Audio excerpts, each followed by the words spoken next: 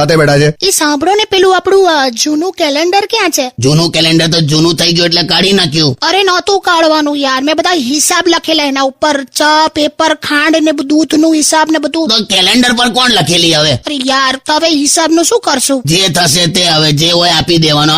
આ દેશમાં અમે છે ને બકા હિસાબ સમજવા માટે બહુ ભયંકર બુદ્ધિ જોઈએ. મને તો સમજ જ નહીં પડતી. એટલે શું થયું, શું કહેવા માંગો છો? હમણાં નવું બિલ પાસ થયું ને ઇકોનોમિકલી વીકર સેક્શન માટે. હા, 10% અનામત વાળું. હા, તે તમે 2.5 લાખ થી વધારે એન્યુઅલ ઇન્કમ હોય તો તમે ટેક્સ લેવાનું ચાલુ કરો છો, અને 8 લાખ સુધીની એન્યુઅલ ઇન્કમ ને ઇકોનોમિકલી વીકર સેક્શનમાં ગણો છો. તો મારું હારું આ બેસતું નથી મારા મગજમાં કઈ.